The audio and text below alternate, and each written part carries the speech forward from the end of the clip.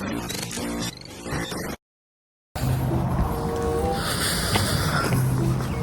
sa inyo mga kapips. Kumusta kayong lahat? So pauwi pa lang ako ng bahay galing ng work. Medyo nakakapagod. Daming customer. Weekend. Saturday ngayon dito. Ayan o. Alas 10 na ng gabi. Pero maliwanag pa rin. Dito yung likod ko. May araw pa.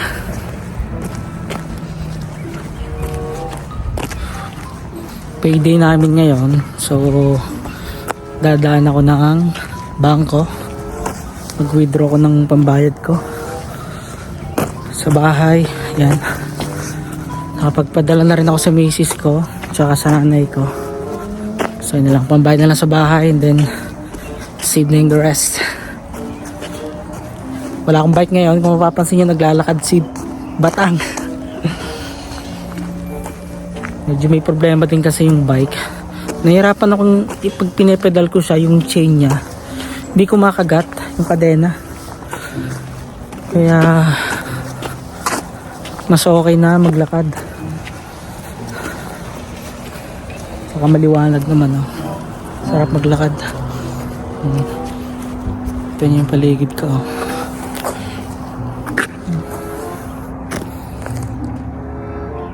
Ayan, yung highway main road oh. Luag no. Yung iba tulog na. Ayan.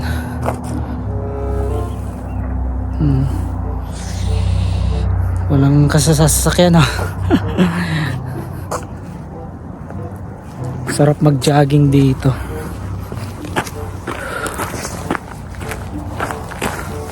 Pinapanood ako kahapon sa New Brunswick. Sa may Prince Edward Island, yung PEI. Yun kasi yung pinakamaliit na province dito. Nagmamaskon sila. Termination ng mga tao.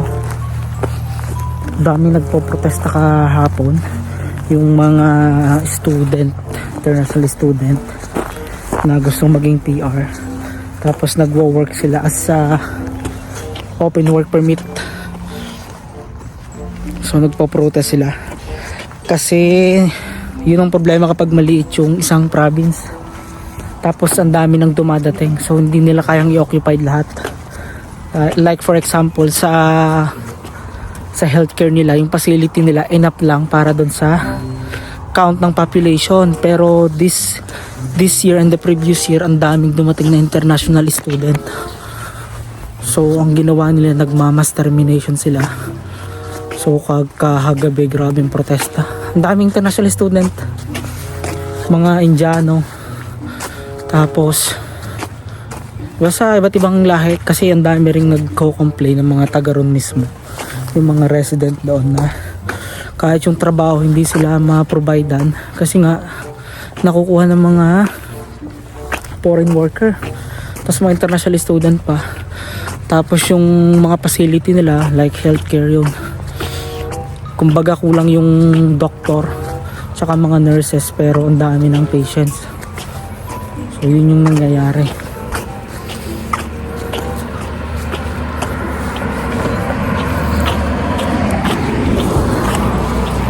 Isang sasakyan na dumaan na.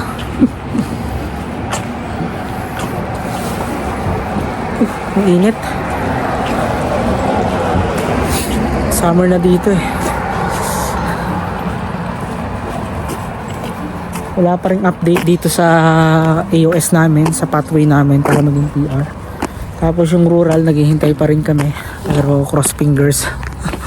I'm hoping na mailagay na sa system. Kasi by this coming July 6 is 1 year ko na dito. Kaya gusto kong may apply na rin agad. Kasi hindi, ilang buwan din yung paghihintay mo eh, para aprobahan. Ganda ng flowers oh. Mga sarado na rin. Nakasarado ng mga shop dito. Parang kami nga yung pinakalit na nagsasara eh. Alas 9. Tapos kung minsan may customer pa, syempre sayang din yung tip, entertain pa rin namin.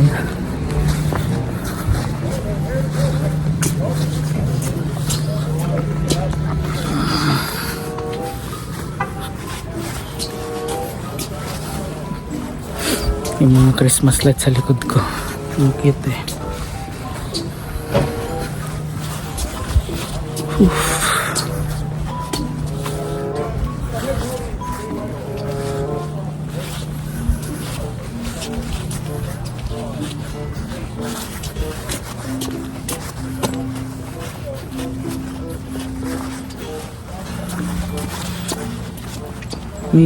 May garage sale kanina doon, dinaanan ko, hindi ko lang na video.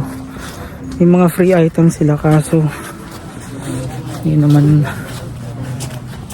hindi ko type.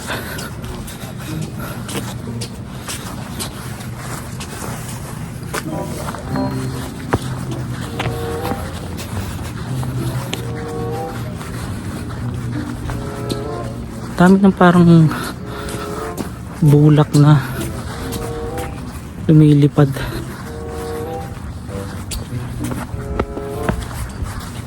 Parang sa halaman yata yun.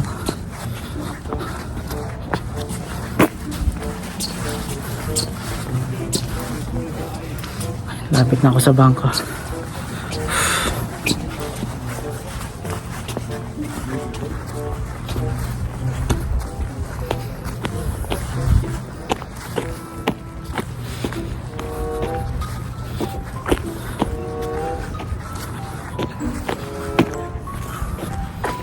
Yung paligid ko, ang tahimik ko. Yun yung bangko dito, nag-iisang bangko dito sa Smoky Lake, ATB Financial. So yung mga papunta pa lang dito, yan yung bangkong available dito. Merong ibang bangko pero sa may Redwater pa yon. So nasa 30 minutes pa yung travel.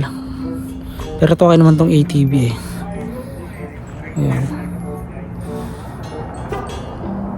Update ko na lang ulit kaya pasok muna ako sa bangko.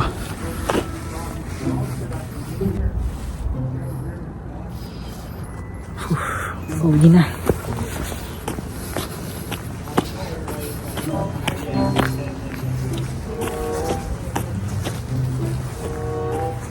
Liwanag po. 10:30 na.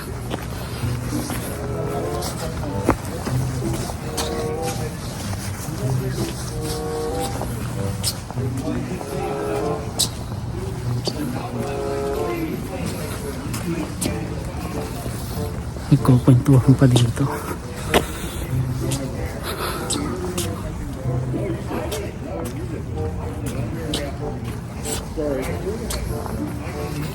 Ang ganda ng mga puno dito, ang bibilis tumubo. Parang kahit gaano kalamig, kaya nila makasurvive.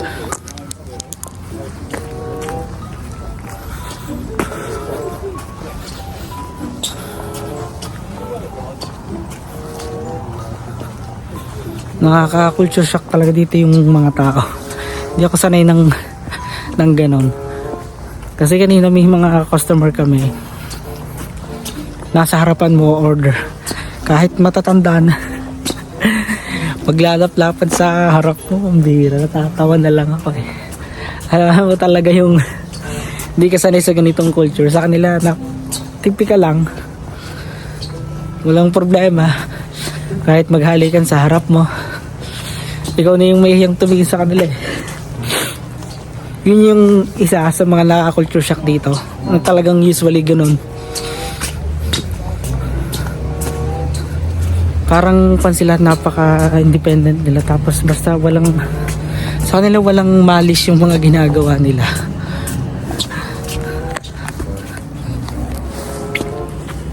Eh pag nakaka-encounter ako, nakukuhan ako, na alam mo yung nailang ka.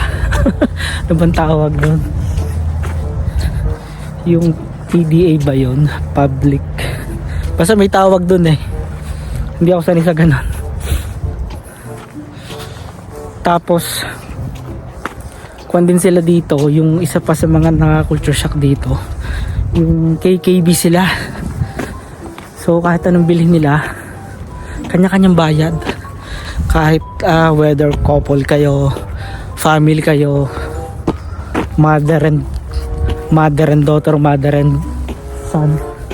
Ganon kasi limit dito, may mga kakain. Tapos syempre tatanungin mo, order sila, tatanungin mo, is that everything? Tapos pag ipapunch mo, nasasabihin nila, hindi, separate to, siya magbabayad nito.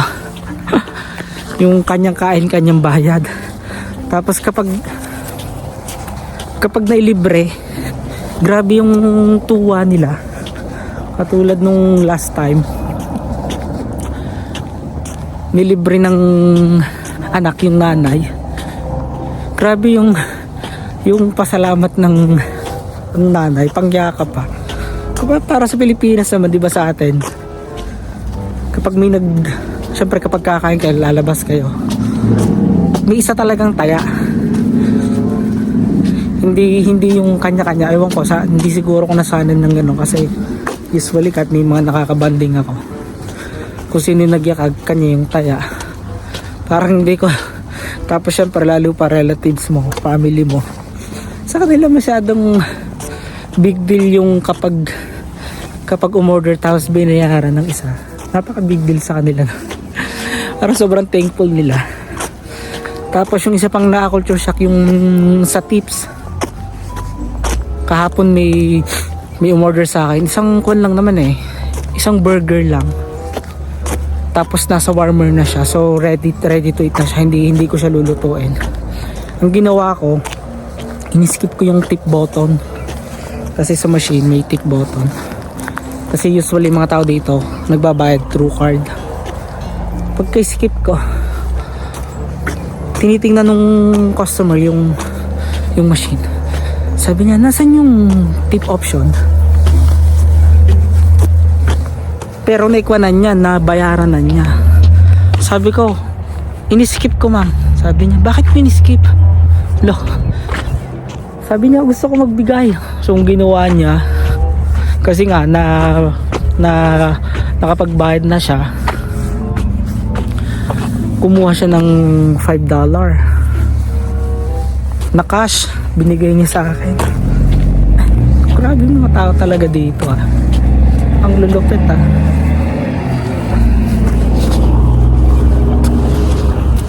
Yun yung isa sa magagandang traits nila. Talagang magbibigay sila ng tip. Tsaka kung sila dito, masyado silang appreciative. Kahit parang, di naman masarap ang ginawa mo. Sa kanila parang sarap na. Yun lang kapag nag-failed ka, lalo dito sa mga maliliit na town, sikat ka. Kumbaga sa atin, buong barangay, alam yung ginawa mo. Naalala ko nung first time ko dito, may nag-order ng cheeseburger. Kaya ako, medyo tarantahin. Di ko naisip na yung cheeseburger kailangan ng patty.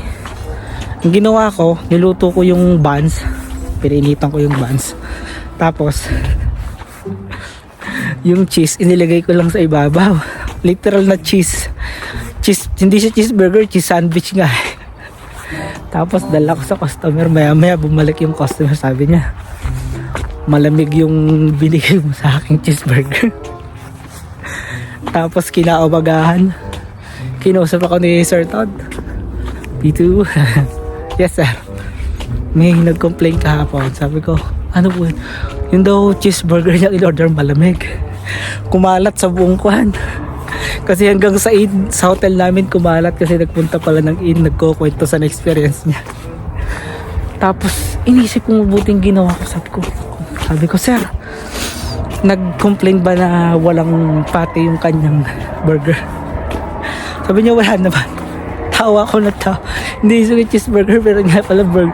Buti ko ng plain lang niya, malamig daw yung cheese. Pero din niya naisip na may burger na kailangan. Na may kailangan ng patty. Kaya may garage sale dito. Ayan o. Malimit dyan. Dito may garage sale dyan. Isa pa dito sa kanila. Naka-culture shock. nagkakaroon sila ng garage sale kapag gusto, ayaw na nila ng gamit yan, palit sila. Either garage sale or wide garage sale yun. This coming June 8 meron kaming wide garage sale dito sa buong town. So maganda sana day off ako nung makapag-ikot-ikot ako para may vlog ko, may share ko sa inyo. Yun, ano pa ba yung nakaka-culture shock dito? Yun, isa pa, yung mga tao dito kung sila pag yung kwan ka masyado kang tawag dito,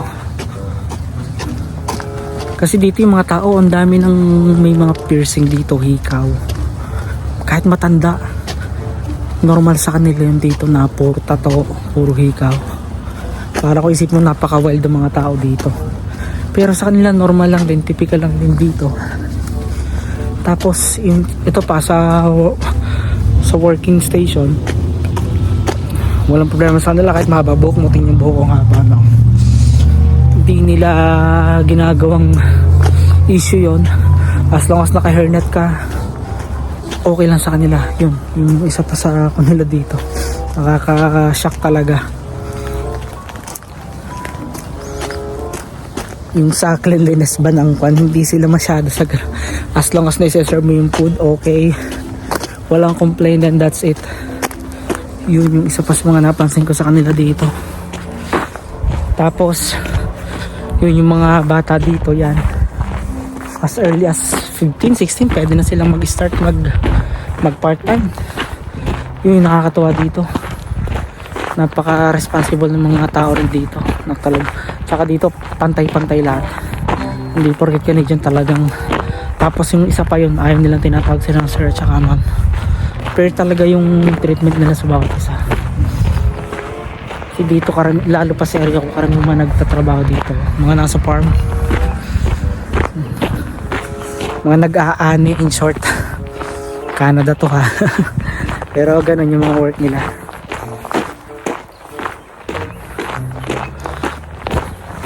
Tapos yung mga bahay nila din dito, na culture shock, puro gawa sa kahoy pero matitibay.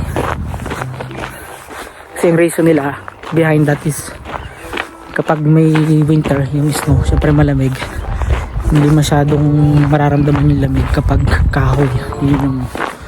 Yun yung logic, kaya kahoy instead ng mga bato tsaka bakal, pero matitibay. Tsaka dito yun, yung isa pa, yung mga sasakyan, mumura din ang sasakyan dito, yung mga pinamibigay na lang eh.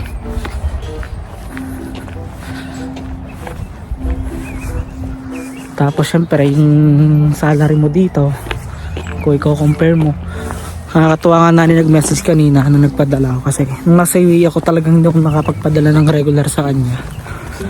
Pero ngayon nandito ako sa Canada, tapos nasa Pinas pa yung asawa ko, saka pa ako nakapagpadala sa kanya ng monthly.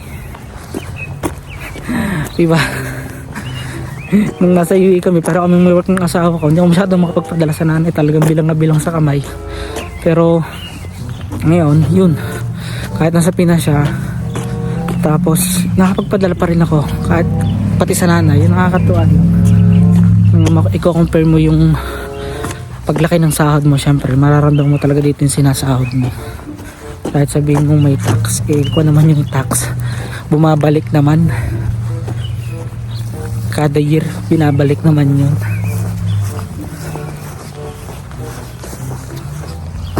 Medyo madilim-dilim na, mahaba-haba na pala kwentuhan natin. Ay, mga bahay dito, tahimik dito. Yung isa lang yung pinakaayaw ko talaga dito, na yung talagang yung open sa kanila yung kwan, pagbebenta ng mga video. Yun lang yung hindi ko nagustuhan.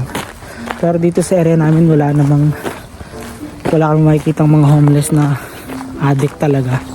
Meron mga nadating-dating, pero usually mga tourist yun.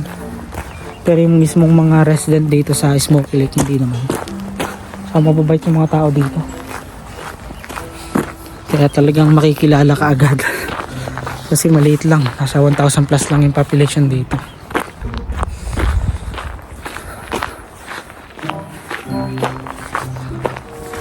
Ayun, dito na ako sa bahay mga kapips. Thank you for always subscribing my channel. Malapit na tayong mag 9,000. Salamat sa panonood ninyo at pag-suporta lagi sa mga videos ko.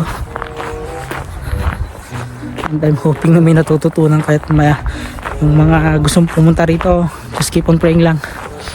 Nangyayari din yan. See you mga kapips. God bless you all. Dito na ako sa bahay.